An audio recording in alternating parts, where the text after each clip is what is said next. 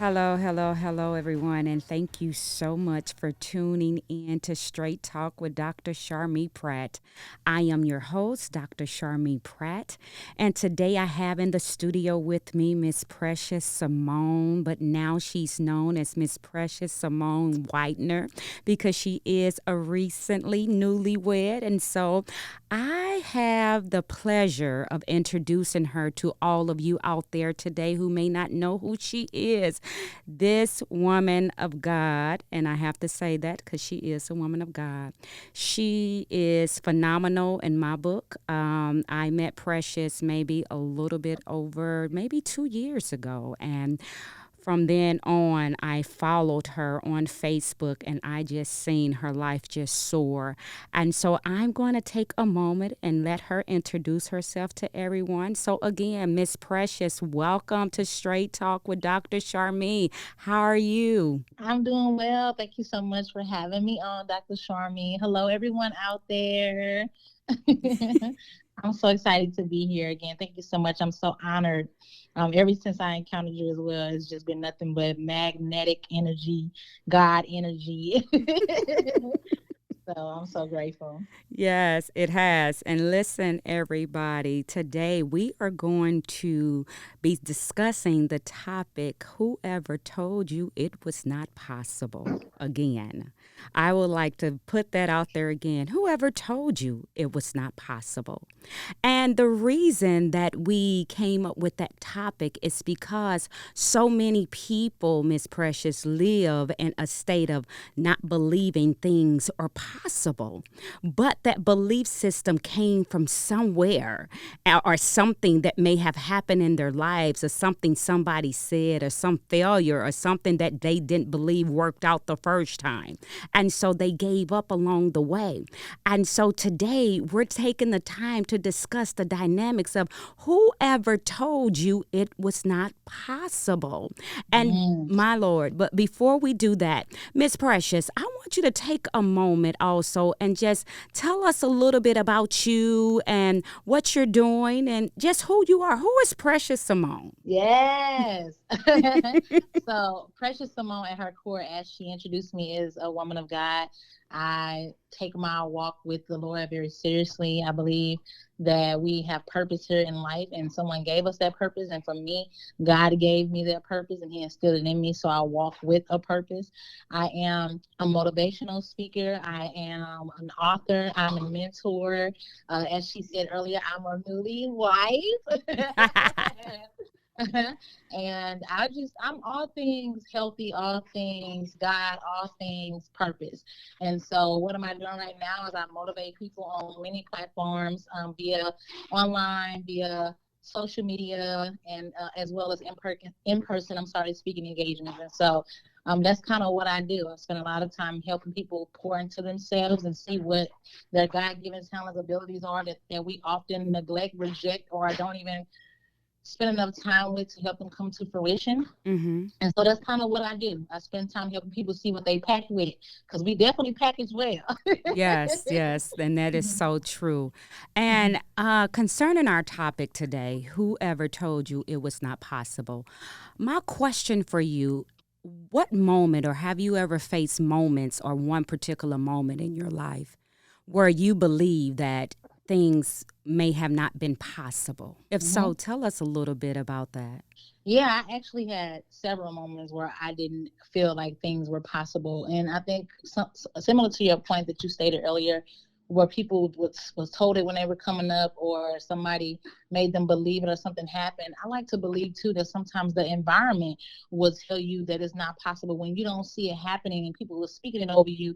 When you look around and say, well, there's nothing around me that looks like what you're telling me that I'm supposed to do, so that's not possible.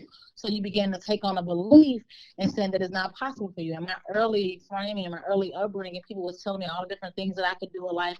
But for me, I was like, well, I've not seen that. I don't have any aunties. I don't have no family members that have ever reflected that. So that's not possible for me. Nobody has ever swum that deep. So don't tell me I can go that far. So I early on in life adopted belief systems because I didn't see it. And it wasn't until I developed a relationship with the Lord that I began to understand that things were possible for me. I didn't believe I was going to go to college. I didn't believe that a degree was in my line of purpose. I didn't believe that none of these things was possible for me until I really developed a relationship with the Lord, and these doors began to open up for me. I didn't believe that, honestly, that I would be married again. For those out there listening, I went through a divorce. I went through heartache and pain, and I didn't believe that love was on the other side again. Why? Because I don't see enough relationships in my family, my upbringing, that have marriage associated with it. Now, here in the most recent years, I have family who just recently got married, but before then, there's nobody who's married. It wasn't something that was a part of my norm. It wasn't something that I saw. And so for me, well, I got a divorce. That mean I never was going to have love or be in a relationship again. But lo and behold, because I'm in purpose and because I know God, He's the one that tells me that it's possible. But now, if I wasn't in God, all these situations from my upbringing, from broken relationships, from pain and heartache, would tell me that it's not possible to have love again. It's not possible to have a successful life. It's not possible to have the life of your dreams. It's not possible. But in reality, it is. You just can't listen to the noise of your upbringing, the noise of people around you, or the noise of your circumstances. That's good. That's good right there. Now, I was over here in the background screaming and shouting, everybody, just so y'all know that I literally was in the background over here, literally screaming and shouting. And the reason that there was some screaming and shouting over here is because I can relate to that whole dynamic of that Mm-hmm. upbringing. And your environment will tell you certain things are not possible, and you begin to take on a belief system and you begin to believe what the environment is presenting to you. But I Mm-hmm. like the fact on how you said, instead of you believing that environment, you put your hooks in with the Lord and you begin to believe what people were saying to you was possible for you. Now, for people out there that will be listening to us, you have some skeptics. You're like, yeah, that sounds good for you, and that sounds, yeah, right for you. But I done been through this. I've experienced this. I'm still in situations where my upbringing is telling me that things are not possible, and every time I think it's possible, I get hit back maybe three Yes. steps. And so, what would you say to those individuals, or can you even relate to anything of that sort? Yeah, to the people who are in a position where it's like every time I take a few steps forward, I get pushed a few steps back. There's still purpose in that. There's still purpose in delays. There's still purpose in not yet. There's still purpose in a setback, or you haven't obtained it yet. It's not always a bad thing that you have not gotten what it is that you want yet. It's about trusting the timing of your life. It's about looking through it through different lens. It's about looking at whether or not this is a testament of my character, whether or not this is a testament of my faith. You have to step back and be like, I want to respond from a mature place. And so instead of letting my emotions get the best of me, I know I'm taking a few steps forward and I keep getting knocked down. What is it that I need to learn? What is it that I need to adjust? What is it that I'm not seeing? I think most of the time people spend a lot of times in their emotions when those things happen, and less time stepping back and saying, okay, what am I learning? What am I living? What is God trying to speak to me? And what is He trying to get to me? What is He trying to get me? If He's trying to get me to go in another direction, it's all about us just waiting. There's still purpose in that. Because there are plenty of times I went after things and it was like, not now, not now, not now. And so for those people, I want to just encourage them to just pause and say, okay, God, what are you trying to teach me here? What are you saying here? And how do I adjust to look at it through a mature lens and not an emotional lens? Okay, now you know you didn't dropped all type of nuggets right there, right, ma'am? So we not just gonna bypass that. So there are two things that I want to ask a question about. Uh-huh, Number uh-huh, one, purpose. Now you uh-huh. you keep saying the word purpose, but Mhm, everybody don't understand even that mhm, language when you're talking mhm. about purpose. So what would you define purpose as to our listeners, to those that would tune in to us? Yeah, for those who are listening, I know right out the gate I talked about being a woman of God. So for those who are in the faith, who are listening, you know that's your purpose in the Father. For those who may be like, okay, precious, the faith thing, I'm still wrestling with that. Then it's all about what looking for meaning, looking for things of significance, looking for things. So if you're thinking about purpose, it's what is that thing that gives me meaning? What is that thing that gives me a sense of this is what I'm supposed to do and go after? So when I say purpose, it's that thing that I'm here to do. What am I called to do? What am I put on this earth to give back to? What am I supposed to give my life over to? That's when I say purpose. Okay, that's a good definition. So Mm. for you out there, what is the meaning? What are you supposed to give yourself to? What are you what is your go to? What are you passionate about? What is it that drives you? Right. I believe, in a nutshell, when you look at your drive, you will find your purpose in that thing that drives you. That thing that they often said, I heard it said that your purpose is that thing that you'll be willing to do for free. But hey, now let me say this, because that can go all type of ways. The things that you are willing to do for free that's going to add value to somebody else's life. That's Let me right. say That's right. that. Right. And the other thing I wanted to ask you, Miss Precious, was you talked about that whole emotional state and people not giving into the emotion. So let's take a moment and pause and talk a little bit about those that may give in to the emotional side, and that's why they feeling like things are not possible. Because just in the field that I'm in, I learn a lot that people don't necessarily understand when they are wrestling with their emotions or even operating and moving in their emotions. So can we take a moment and kind of just talk about those particulars, because that could be a hindrance for many people not even believing things are possible. So what do you Hmm. have to say about that? Yeah. So for people who find themselves in a position where they're only able to process from their emotions, they find themselves being irrational, overthinking, over processing, over analyzing, very hypercritical of the situation. I only can look at it from a very pessimistic view. Now, I want to affirm that feelings are neither right or wrong. They're just feelings. But your feelings cannot be your sole decision maker. And so what happens is when people are in their feeling state, they spend a lot of time making decisions from that place, and those can't be trusted. When you make a decision from purpose, you can trust that because it's sound. And again, so when people get in that emotional state, I like to tell people, have your moment.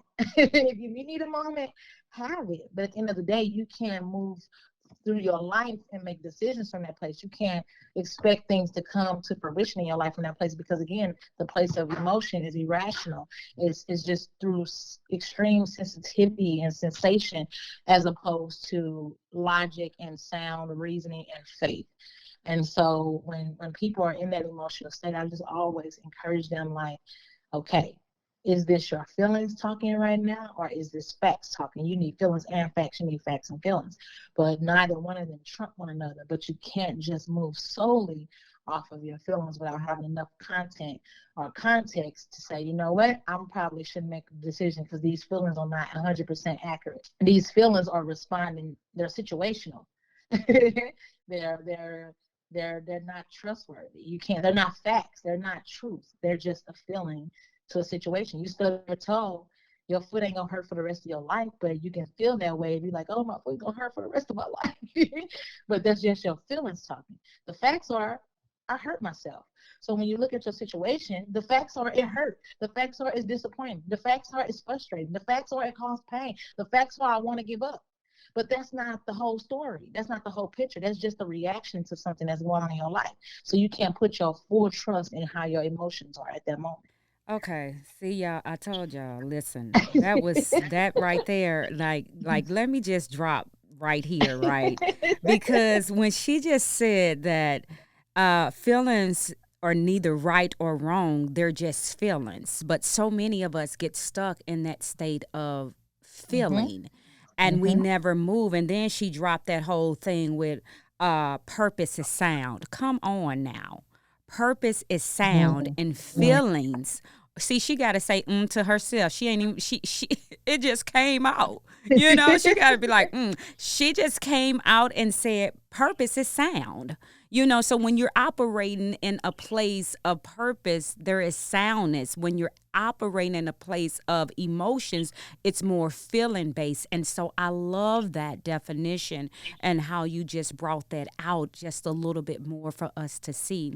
And so now when we're talking about whoever told you it was not possible, and we have that a lot where people have believed what either somebody else had said to them or precious what their environment has spoken to them. And when they believe, they get what they believe. And Mhm. I want to just know from you times when, like, let's just jump back because you did tell us that you believe that at one point or another that was not, love was not possible, and now you a whole newlywed right now, right? And so just to even just talk about that for a moment, because you have people who have been through devastating situations and things that they believe that would they could never come back from, and you have people that will hear this that are stuck right there in those situations, and they are battling with the thoughts that it's not possible. I would never be able to do this. I will never be able to get married again. Unless you said, I will never be able to find love again. And so, how would you talk to those people to bring them to a place to understand that it is possible, that things become possible through belief? We know that, but to even just try to help somebody else to understand that, what will be your reference, your frame of reference to even frame that to somebody else? Yeah, that's really good. I love you keep talking about this thing of belief, because belief, people think belief is faith. Belief is the mindset, it's your thinking. You all heard the quote, if you want to change your life, change the way you think. That is so true, because in addition to your upbringing, you have the belief in the narratives that you created, Dr. Sharmee. So the beliefs came in, but I began to believe them. So I rehearsed them. So that tape is continuously on play in my life when it's time for me to go after the things that I want. And so since that tape is playing, then you best believe when it's time to go out, guess what I just hit the play button on? That belief. So we have to press start and stop on the beliefs that are in our head. It's all about reframing. And so for the individual, oh, well, I'll go back to myself. When I was in that space, I kept saying it. Oh, I ain't gonna be able to love again. I'm not gonna be able to believe. I'm not gonna have that again. I'm never gonna love nobody again. I'm not opening up again. I'm not giving my heart. I took on what I said. And so guess what? Every time a situation showed up, you think I gave myself to it? No, because I already had framed that I wasn't. So it wasn't until the top of 2020, I'm sorry, where I said I wanted to be open to love, that the belief began to change. That's not faith. That's belief. That's a mindset. That is a thought life that really has to be broken. And a lot of people don't realize that they have tapes. They have their cassette on, they have the record player on, they have so many different things on that are keeping them from being able to move forward with the life that they deserve, with the people that they deserve, with the opportunities that they deserve, because of those beliefs. And so people need to remove belief from faith, because belief is attached to what is inside of you that helps you move forward. Faith is the action you take that's coupled with the belief. Oh my God. See, that right there. Just that right there, ma'am. All right. And so she said some very key things right there. You know, just the dynamic of people couple faith and belief in the same as the same thing, and so therefore they try to live it out and find themselves constantly going in cycles or circles because they trying to say, well, I had faith to believe it and it didn't happen. I had faith to believe it and it didn't happen. But when you have a faulty belief system, even concerning what faith is, like you said, faith is action. Yeah. Belief is just the mindset that you have to put that action into play. And when Yeah. many people don't understand that, people begin to operate in cycles, and they begin to go in cycles, not necessarily realizing that, if they stay. I got to go back to this, you guys, for a moment, because I love how she said you can either push that play button, or you can push stop, and that's what we do with the different stories in our life. We Mm-hmm. begin to push play and stop, but we say stop, right, when we should be put play, play, play, play, play.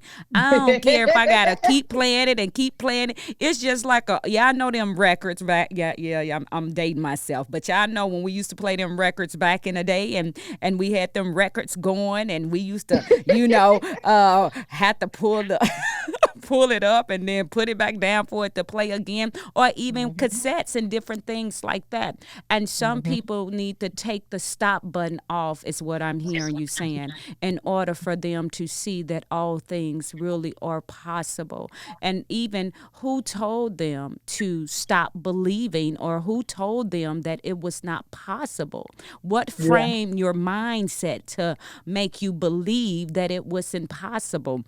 And so, when we're taking a moment to just step back to some of the things that you said, I just love how you said belief and narratives that you created, that they created about themselves, and they told themselves, like you was like I was telling myself, you'll never fall in love again, or you don't deserve that, or you don't deserve this.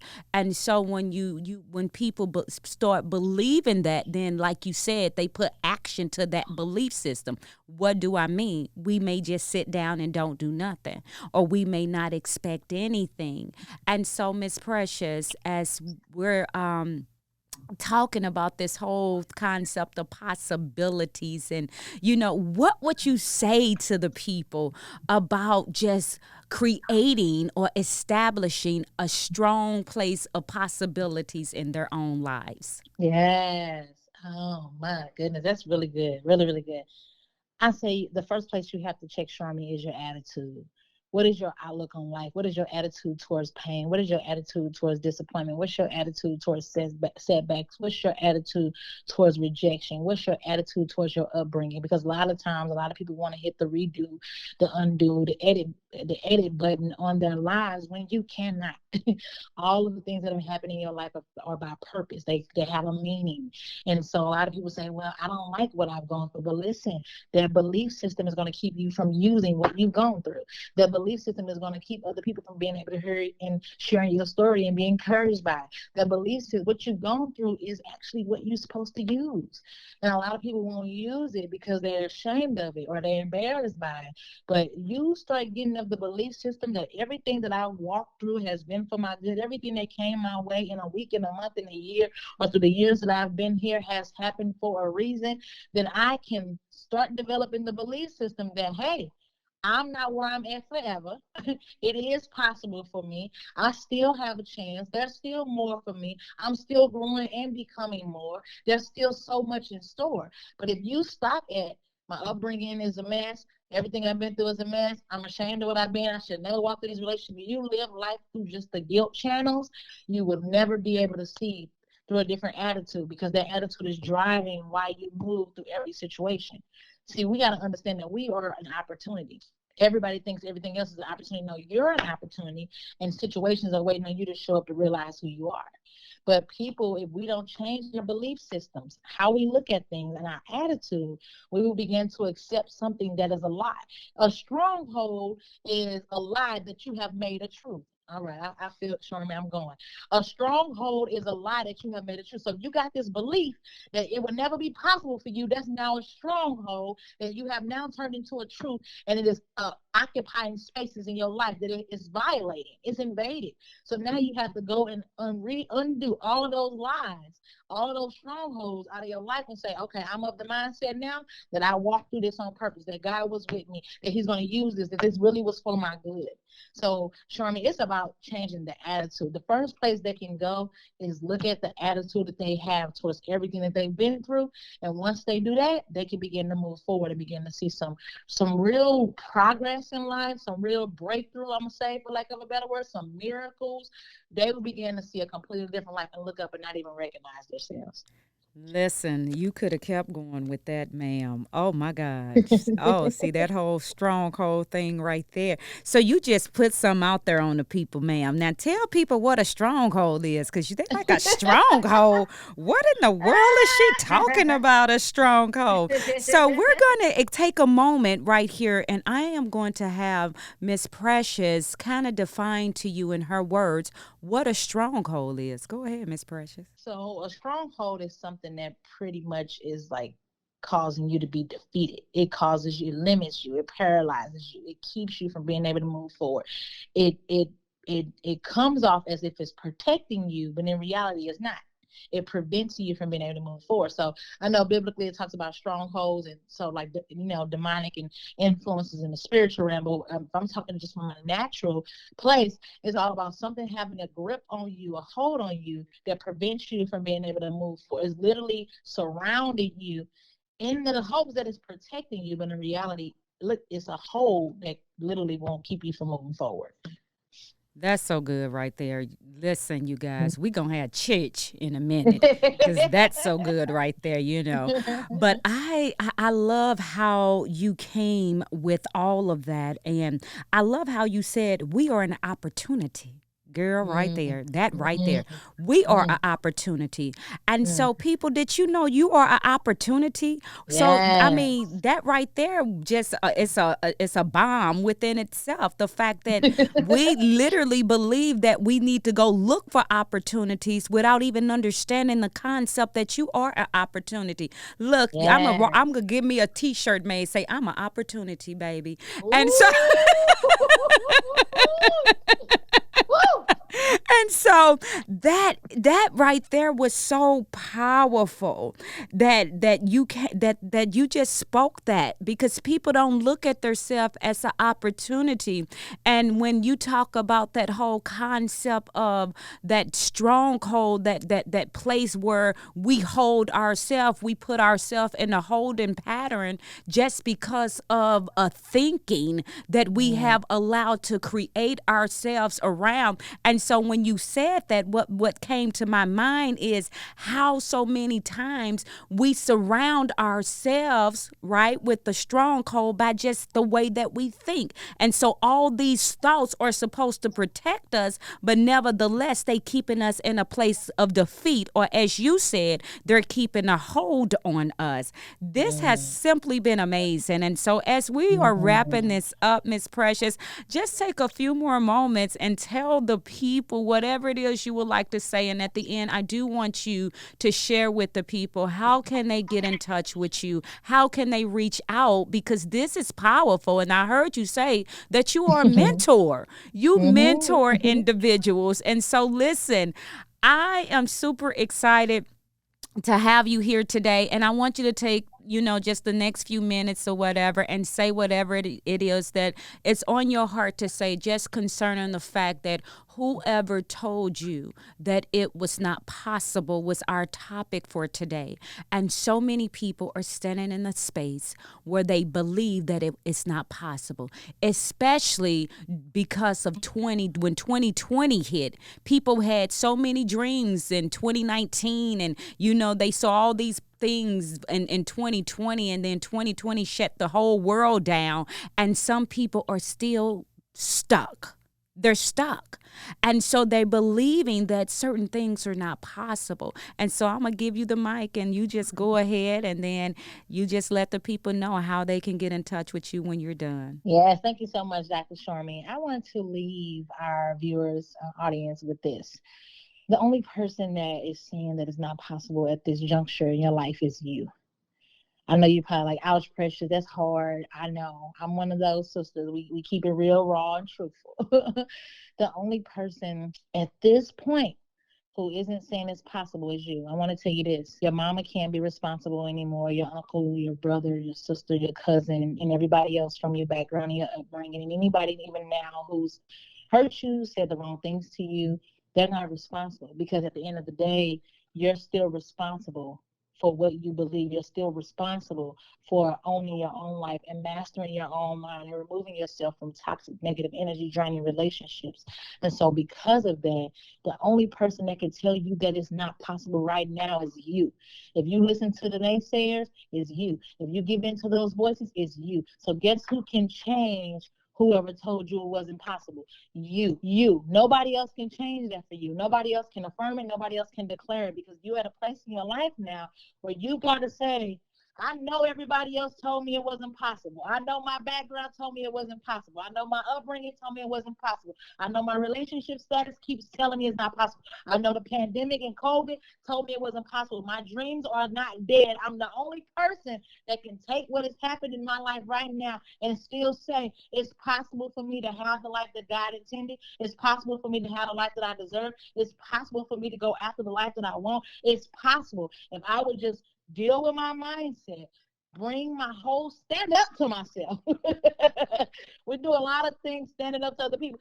I'm going to stand up to myself and tell myself this is the last time that I declare out of my mouth, and I keep pressing play on this tape, that is not possible for me, because I will have what I say. For those out there who understand the word, it says that life and death is in the power of the tongue. For those who don't adhere to a word, you understand that you have what you say, right? And so we need to be mindful of our words and be mindful of what we feed ourselves, because we internalize those things and we become one with those, and they do block us. And so you begin taking on mindsets that don't help you, but they hinder you.